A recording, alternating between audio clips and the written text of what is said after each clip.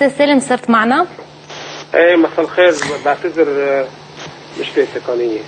ما بيأثر، ماشي الحال. استاذ سالم بدي اشوف انا وياك، خلينا نبدا معك مع كلام رئيس الحزب التقدمي الاشتراكي النائب السابق وليد جنبلاط، حيث قال انه هو كان عنده يعني مثل انتقاد للرئيس سعد الحريري وايجابيه نوعا ما تجاه رئيس الجمهوريه، فهو بيقول السعوديه لا تريد سعد الحريري، ليس هناك من مناخ لسعد الحريري، وعلى الحريري ان يقوم بتسويه، فهل التضحيه عيب؟ وقال ايضا انه مثل ما قلنا ليس هناك من مناخ في السعوديه من اجل سعد الحريري، فهل نعلق البلد؟ سأل وليد جنبلاط، ولا بديل الا بتشكيل الحكومه. وبيقول ايضا اليس كافيا كلام رئيس الجمهوريه بانه لا يريد ثلثا معطلا؟ نختلف او نتفق مع وليد جنبلاط، لكن نعترف له بامرين. الامر الاول، عنده الجرأه وقت اللي بيخسر يقول خسرت، واليوم من شوي قال نعم الفريق السيادي والسيادي بين هلالين وتحت 4 شحطات انهزم. وبالتالي نعم وليد جنبلاط يقرأ في المنطقة وهو مسكون بالهاجس الإقليمي والدولي، ومعه حق، لأنه لبنان ما في يكون إلا قطعة من قلب رقعة الشطرنج الإقليمية. الأمر الثاني، وليد جنبلاط من وقت بعيد فصل حاله عن سعد الحريري، وتجلى هذا الفصل في لحظة زيارته القصر الجمهوري ببعبدة في ذروة الاشتباك بين تيار المستقبل والتيار الوطني الحر. ونعم سواء اتفقنا أو اختلفنا، لكن علينا أن نسجل أن النائب وليد جنبلاط من أزمة كورونا والضائقة الاقتصادية والمالية وضع أولويات بخطابه وبسلوكه إلى علاقة بالأمور المعيشية، إلى علاقة بالبطاقة التمويلية، إلى علاقة برفع الدعم. وهذا الخطاب لا يستطيع أحد من المراقبين إذا كان حريص على لبنان إلا أن يؤيد هذا الخطاب بغض النظر عن موقفنا منه من سياسته. نعم وليد جنبلاط باختصار امتلك الجرأة أن يقول لسعد الحريري ما يعرفه الجميع، سواء على مستوى الموقف السعودي من سعد الحريري يلي أبلغوا لكل المعنيين بأنه لا يريد أن يسمع باسم سعد الحريري، ونعم مرشح السعودية نواف إسلام أو أي شخصية أخرى ما عدا سعد الحريري. هذا أمر. الأمر الثاني بعلاقته مع الرئيس عون، كان كلامه كمان واضح أنه بكرة بالجلسة راح يكونوا نواب النائب وليد جنبلاط عم يلتزموا الصمت. وبالتالي وليد جنبلاط باختصار حيد نفسه من وقت طويل عن الاشتباك بين الحريري وعون. هذا الأمر إيجابي، لأنه هذا الأمر يخفف من الاصطفافات، لأن للأسف اللبنانيين كل يوم عم بيعيشوا أزمة، وكل يوم عم نشعر كأنه في حدا مش مكتفي بأزماتنا ودوائقنا الاجتماعية والمعيشية، لا عم بيزيد علينا توترات سياسية أكثر وأكثر. برأيك هل انتهى سعد الحريري سياسيا، أو تكليف سعد الحريري انتهى بالسياسي بعد كلام وليد جنبلاط الليلة؟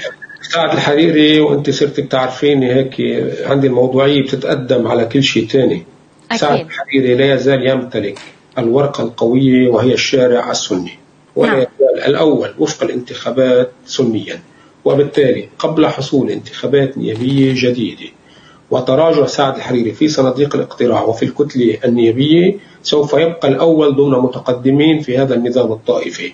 بتقليل الطائفة السنية الكريمة واللي أنا واحد من أبنائه وبفتخر بهذا الانتماء، طيب ما فيها كل الكوادر وكل المثقفين، بقول لك معك حق، لكن وقت اللي بيكون الرئيس عون الأول مرونيا رئيس جمهورية والرئيس بري مسمى من الأول شيعيا حركة أمل وحزب الله، من الطبيعي بقلب هذا النظام الطائفي أن يحافظ سعد الحريري على هذه القوة. نعم باختصار سعد الحريري لديه إشكال كبير مع المملكة العربية السعودية، بس عنده ورقتين قوة. الورقة الأولى أنه لا يزال الأول عند السنة، نعم، والورقة الثانية بدون لف ودوران حزب الله وحركة أمل اليوم لا يريدون إلا سعد الحريري رئيسا للحكومة. هذا ليش نكيب بالسعودية؟ لا مش بس قصة نكيب بالسعودية، بالعكس اليوم الإيرانية والسعودية على الطاولة، السورية والسعودية على الطاولة. هذا اللي بدي أقوله، أنه في أمور جديدة ترسم. الثنائي الشيعي وضع قواعد بالانتخابات النيابية، وإذا بتراقبي حضرتك كيف خاضوا الانتخابات النيابية، إنه نحن بدنا كل مقاعد الشيعة لينقال بقلب أي متغير، هذه حصتنا الطائفية. وبالتالي يريد سعد الحريري ضمن هذا الإطار، لكن ضمن إطار آخر هو الفتنة السنية الشيعية اللي هي ضمن أولويات الثنائي. أنا تقديري الشخصي نحن أمام سيناريوهين. السيناريو الأول يبقى التكليف بجيبة سعد الحريري من هلا للانتخابات النيابية، ومنروح على انتخابات نيابية بظل هذا الوضع القائم. أما الأمر الثاني قبل الانتخابات النيابية ب4 شهور ب5 شهور ينقال بتسوية دولية بترعاها الولايات المتحدة الأمريكية، تعالوا نجرب نجيب حكومة مصغرة تشرف على الانتخابات النيابية. نحن أمام هذين السيناريوهين، لأن للأسف التسوية وإعادة ترميمها بين تيار المستقبل والتيار الوطني الحر تبدو أنها بعيدة المنال مع الأسف. طيب جلسة الغد شو ناطرنا بكرة؟ شو السيناريوهات المطروحة وشو بتتوقع أي سيناريو يصير؟ يعني نحن صايرين مثل البورصة وعايشين على الصدمة كمجتمع لبناني وحتى بالسياسة، لكن آخر بورصة بتقول إنه دولة الرئيس بري رح يقرأ الرسالة ويرفع الجلسة لتكون نهار الاثنين، وهيك بيكون تنفس الجو. أنا اللي فيه أكتب المعلومات أن حزب الله لن يلقي أي كلمة ولن يكون لديه أي موقف إذا ما تم فتح باب الكلمات. وعليه نحن أيضا أمام سيناريوهين. السيناريو المرجح الأول تقرأ الرسالة ويغلق الباب وبيطلعوا النواب على التلفزيونات برات المجلس، كل واحد منا بيتحفنا بنظرية وبخطاب. السيناريو الثاني أنه لا، تقرأ الجلسة ويفتح الباب بسعد الحريري يلقي خطاب والوزير جبران باسيل يلقي خطاب، مزيد من التوتر السياسي لكن دون نتيجة، لأما كتب قد كتب.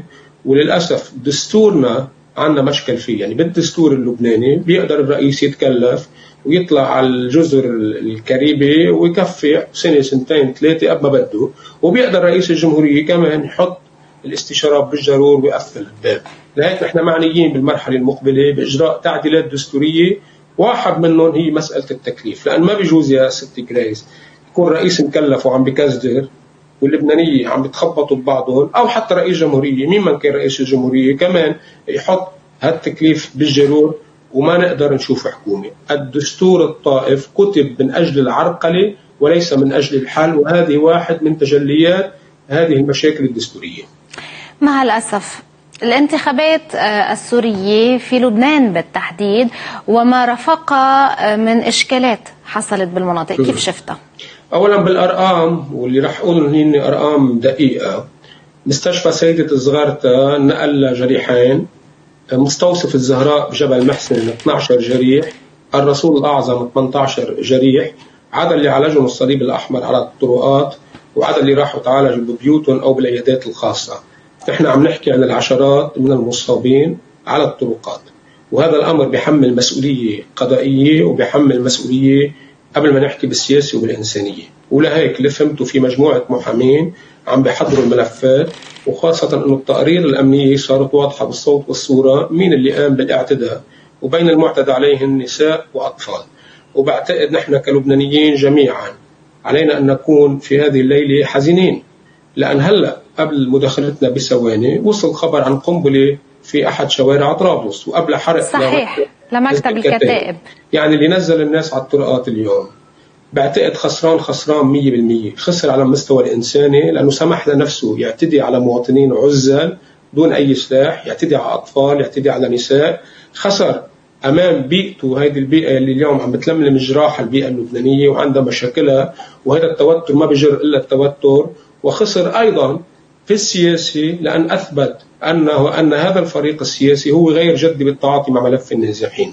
تذكري حضرتك وأنا واحد من الناس اللي رفعوا الصوت بملف النازحين، طلعوا ركبوا لنا خبر فيك قال ما أنت مجنس سوري، صار كل واحد يقول ردوا النازحين السوريين، يتهموا بالعنصرية ويتهموا بالنازية ويركبوا له فلومة، ونحن واحد من هول الضحايا. وأنا معك عم بقول إيه نعم نحن مع عودة النازحين السوريين، لكن بدي أسألك هذا التكسير والخبيط والوحشية وقلة الأدب بترجع السوري ولا بتعمل حقد لبناني سوري وحقد لبناني؟ يلي بده يرجع النازحين السوريين يشرف ينزل على مجلس النواب ويعمل قانون. يلي بده يشجع السوريين انهم يرجعوا على بلدهم ممكن يقبل بالخطه اللي عملها صالح الغريب ومن بعدها رمزي مشرفيه. لا، هن ما بدهم يرجعوا السوريين، هن عم بدوروا على عرضات وعلى بطولات وهميه ياسسوا فيها للمرحله المقبله، حتى وقت اللي بيرجعوا النازحين السوريين يقولوا نحن رجعناهم. لا، انتم ما رجعتوهم، انتم بالعكس كنتوا عم تتآمروا مع الجمعيات ومع الNGOs ومع كل واحد عم بيقول انه مع عودة النازحين كنتوا عم تتهموه بالعنصرية. للأسف اللي صار اليوم مخزي، واللي صار اليوم لابد من حساب سياسي وأخلاقي وقضائي عليه. وبعتقد اللي عملوا هالعملة واللي دفشوهم للناس إن ينزلوا على الشارع أكيد هلأ ندمانين، لأنه في الميزان كلها خسارة. شكرا لك مدير مركز الارتكاز الإعلامي الأستاذ سالم زهران، على أمل حلقة مطولة الأسبوع المقبل معك ومع